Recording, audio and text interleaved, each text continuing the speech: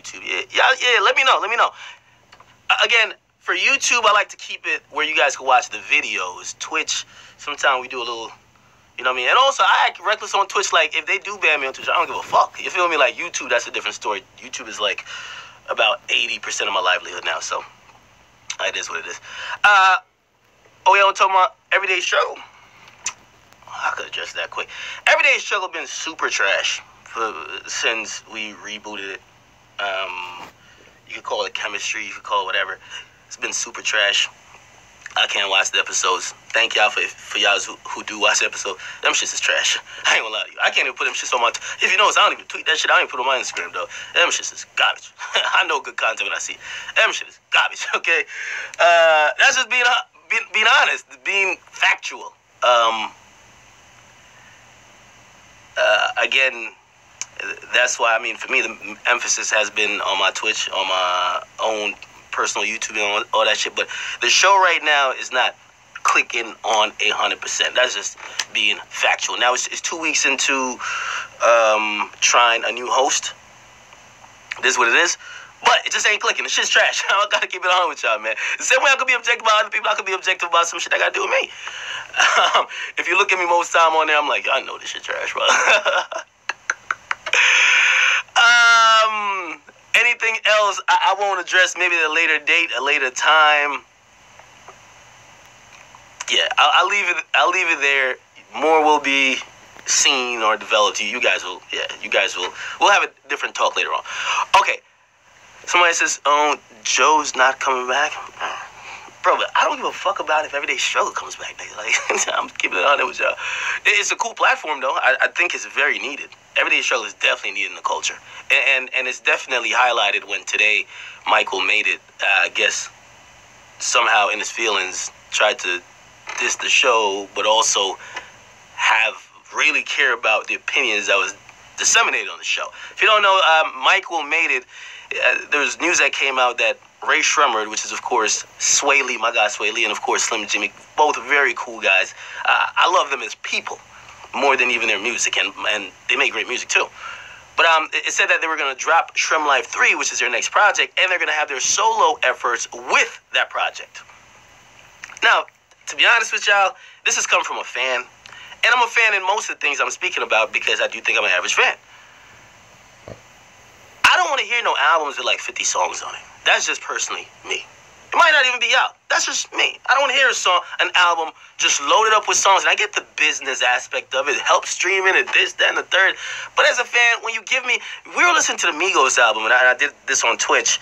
The last stream I did there on Twitch. And it had 24 songs, and by the time we hit like 13, I was exhausted. Now, again, maybe a lot of times I try to listen to an album throughout, and maybe like we're changing how people even consume albums now, because, and I'm asking you guys this, you guys can answer in the comment section, do you guys listen to a project from front to back anymore, or do you just kind of go through it as like randomly on some shit? Like, and now I feel old on some shit, but remember like popping whenever CDs was still relevant, maybe like in 2006, that's like 12 years ago though, right? But remember popping a CD in and just like letting it flow and letting it ride? These days, while we're in the streaming era, if you got a tape or whatever with 50 songs, bro, I be getting listener fatigue. So personally, I don't knock the fact that they're putting out solo projects. I'm actually very happy that they're doing it, because I think the Migos formula works with Ray Shremmerd, which means if you treat each of the members as their own entity, when they come together in like a fucking Dragon Ball Z fusion, they're even more powerful, and it's not just a Beyonce and Michelle type effect where, okay, we only give a fuck about the group if the lead person's there.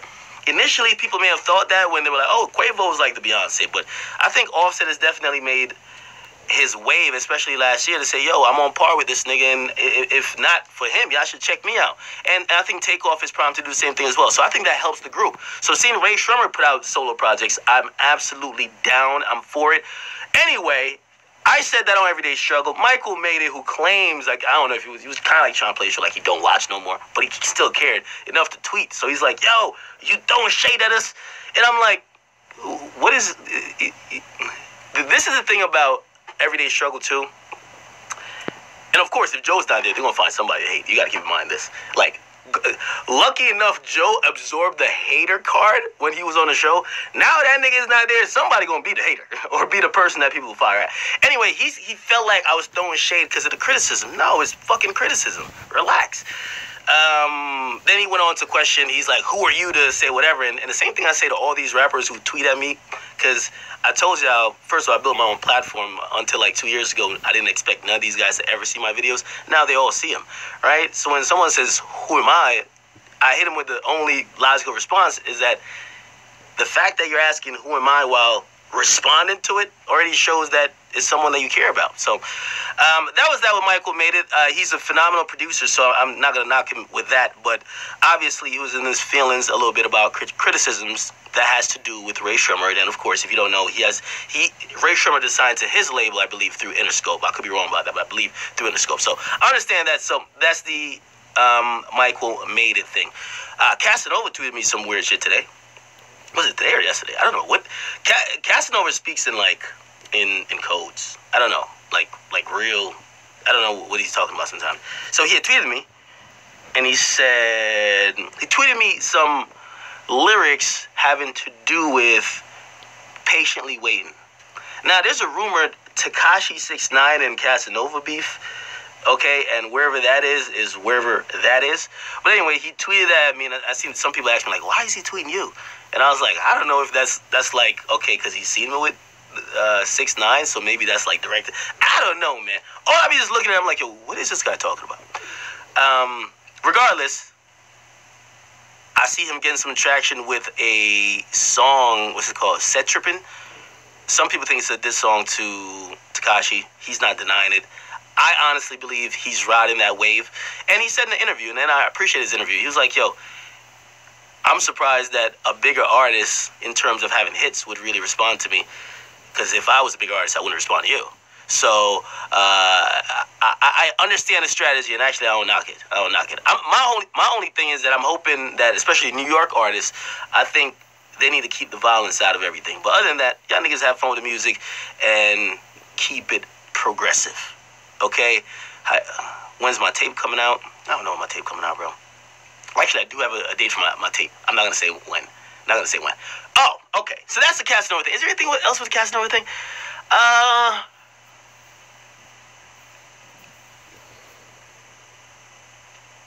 Yeah, no, I think that's it. Now, also, Tekashi previewed a song on Instagram. I don't know. You see, that's the thing. These two have not even acknowledged that they're beefing with each other. They don't talk about each other. Maybe they do it in some vague way. Tekashi pulled up to his comment section one time. He said some vague stuff, but he said if the shoe fits, wear it. I'm not talking about him, but if you feel like it, they're not being direct. And I'm guessing it's probably like cooler heads prevail, which is good. But on Casanova's side, that Set Trippin' song feels like a Tekashi diss. But I will say, on Tekashi's side, remember that video? I don't know if y'all remember the preview. I think I was in the video with him, and X was on FaceTime with me. That video kind of, I don't know if it's a diss at Casanova, but it was playing off like some words or cadences that Casanova uses, like the boom, boom, boom shit. And I was like, I even asked him when I was like, is this at Casanova? It's like, no, it's at nobody. I was like, all right, 4-4. But anyway, yeah. So I'm hoping both of those dudes, and I enjoy Casanova's interview, but I'm hoping they do not get violent with any of this. Again, for the people who think he was talking to me, nigga, there's no hood that I'm in. Akademiks is not in the hood, bro. Like, I'm sorry. You're never, I'm not in the hood, dog. If you come to the burbs, you'll catch me. Anyway, beyond that, what else? Oh, this thing that has turned into, it's like a blessing in disguise. And I'm going to explain why. Because a lot of people look at things very different than me. I'm a media personality. To me, anytime the conversation is centered around me, it just boosts my platform to respond or speak on it. I'm involved, fucker. Like, I mean, that's what it is. Anyway, Drake went live on Instagram. And he doesn't really go live on Instagram, though. But he went live like 2 days ago. And when he went live, as soon as I saw the notification, because by the way, he follows me on Instagram. I follow him. We've never talked. Never did anything like, I've talked to 40. I've talked to other people that's been around him. but I've never talked to him directly. I've always said, if you watch my videos, and I like how everyone now, because Drake is a bigger artist, of course, well, I mean, he's a bigger figure in all this. If I say something clowning Drake, nobody gives a fuck. If Drake says something kind of clowning me, it's like, oh my God, you're dead. Get the fuck out of here. But, yeah. So I hop in his live. Really, I'm hopping in his live to see how many people he pulls. Like, I gauge a lot by the attention that an artist is getting. It's like hype. I think Instagram Live, even live streaming to a certain extent. Like, if y'all thought I was this real poppin' media personality, right? And I got on here and like 300 people are watching me, and you'll be like, this nigga shit is not lit. That's just a fact. That's just what it is. So I go up in everybody live stream. When Nicki go live, I gotta see how much Nicki pulling. You know what I mean? I want to see how them bars really come out to watch her. So I popped in on, Nicki shit too. But anyway, I popped in on Drake shit. And I guess now, because like I'm verified on my main account, which I've been verified for like 2-3 months now. And I got to thank the Illuminati for that, because it was a very hard process. I had to sacrifice a couple people, but shit happened. I'm verified on Instagram, both accounts. Now, I'm in the shit and I'm typing, but I guess like when you're verified, the shit pops up over regular people shit. So like, I guess Drake is he's at dinner with his mom. So he's seen probably my name a bunch, and then he says a comment which I've spoken to, well, not like a lot of people about it, but like people reached out to me like, yo, congrats, man, Drake acknowledged you. Like, that wasn't a diss, that was a big up. I don't care if it was a big up, a diss, or whatever. If you didn't hear what he said, I could probably play it, because low-key, I was going to leave that video atop my page for the next 3 days. I wasn't going to post no more Instagram. I was going to leave that there. Let niggas talk, leave it there. I don't catch an L by it. I see people online, they have like fucking turned it, he called an L, he's still a group. Bruh, I'm fucking media, dog. You get me? So I can't catch an L when the biggest rapper is acknowledging me and my platform. That's a W to me. But regardless, and also, again, if you followed me, I've always said I never wanted to know Drake as a person, because I've heard that Drake as a person is different from what we see Drake as. You get me? And there's a saying, you never want to meet your idols, or you never want to meet the people you look up to, because they're oftentimes going to disappoint you. So, like, shit I've heard about him, I'm like, I'm cool. Like, I like listening to the music and believing he's that guy. So, it's not like I was trying to fucking be his friend, but who cares? And for the people who say was bigging me up, I appreciate that. Oh, yeah, okay. So I'm going to try to play the clip, but this is what he said. And yes, I will be milking the shit out of this. Just like the Migos shit at BET Awards, I'm milking the fuck out. Anytime my name is mentioned, dog, trust me. That is I was going to do a video on it, but it would be corny for me to do a video on it. So I'll let everybody else do a video on it. But on live stream, this is on me. All right, let me see if I can pull this shit up.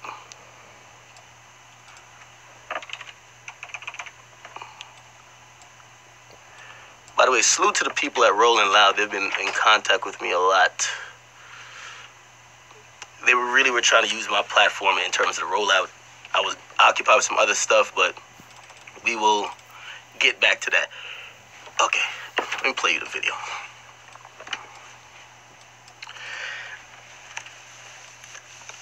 I've said this, and I truly stand by it. Twitter's full of idiots. Let me tell you something about Twitter. Twitter, I think context is lost on Twitter, especially when you repost shit from Instagram to Twitter. Same with Facebook. People just don't get it. People can't even understand trolling. You feel me? Like, they just can't, like, trolling doesn't even come across. Trolling seems like, yo, this is, like, for example, literally, I'm trolling. And by the way, like, homie had called me, and this was Tekashi, right? Like, there was a video of him falling. He went to Fetty Wap's show. You know what I mean? Nigga performed the song. I guess he'd think he's that lit. Fetty Wap got a lot of women listeners. They're in the audience. A lot of little girls. Bruh, I know you're a gangster rapper. I don't want to be playing with... Listen, it's a bunch of chicks there, dog. So he's performing Gummo, and the nigga just dives in the crowd. So he falls. Now, I saw the video somewhere, so I'm like, yo, I can't wait to post this. Now, I will say, for all the clown that doing 6ix9ine or Tekashi, like, yo, he's a good sport. Like, he knows in the captions, I'm gonna be, like, almost clowning him. And shit, he'll post a comment back clowning me. That's the dynamic, flat out. You feel me? Like, it's comedic clowning on both sides. No hard feelings, right? Like, he'll post something like, yo, my album coming out, I'm gonna post, you're gonna flop. It's comedic. On Twitter, it's taking something else, bro. So, again, this whole Drake thing kind of blew up, in a different type of way than I thought it would, but mostly in part to Twitter, because on Twitter, people couldn't even understand what I was posting. I was like, why is Akademiks posting his own L? I'm like, is this way our mind is at? But anyway, here's the video. Let's watch. By the way, thank you to whoever who screen recorded this shit. Made my day. Hold up, sorry. Even on Switch platforms, I still got the same fucking ghetto shit, bro. Alright, here we go. Here we go. Ready? Yo, this is when he realized he probably seen my name twice. You feel me? Yeah. Nigga, look at how his face changes. You know what I mean? Yo, Akademiks dip from my life, man. Real talk, man. I'm really like that, and that's the confusing part, right? He got this smile on his face, bro. Like, you can't, the diss got to be a little more firm. You feel me? Like, if it's supposed to be a diss, man, yo, fuck out of here, nigga. Get on my shit, man. See, that is whatever. But he's a cunning nigga. He might really don't like me and just really just smile through it. But I think that's why some people said this was like an acknowledgement or a big up. I don't give a fuck what it was. I'm just glad that nigga said my name finally. Because on Diplomatic Community, I was low-key salty. I'm like, this nigga said Joe's name and then dissed me with a random bar that could apply to any fan who's been critical of him. Fuck that. But the name check was there. He just dipped from my life, man. Real talk. And then, of course, it gets even more complicated because he also said, I don't rate you like that, which if you translate that in Jamaican Toronto slang, I don't rate you mean, nigga, I don't respect you. So I saw people on Twitter, I think they've been playing it like, I really care. Bro, I don't give a fuck. Nigga, I make money off Drake whether he like me or not. Who the fuck is that? That nigga never paid me, I'm gonna get paid regardless. I don't give a fuck. As long as he's acknowledging me, as long as I'm in the center of conversation, I don't give a fuck, dog. I gotta keep it 100. You get me? The next one is I want an M to diss me. That'll make my day. I don't know. Jay, I don't know about Jay though. But I don't care. Not like diss me, but at least acknowledge me. But if Jay did like say some crazy shit, Jay's Illuminati, so I would probably disappear. Yeah. Anyway.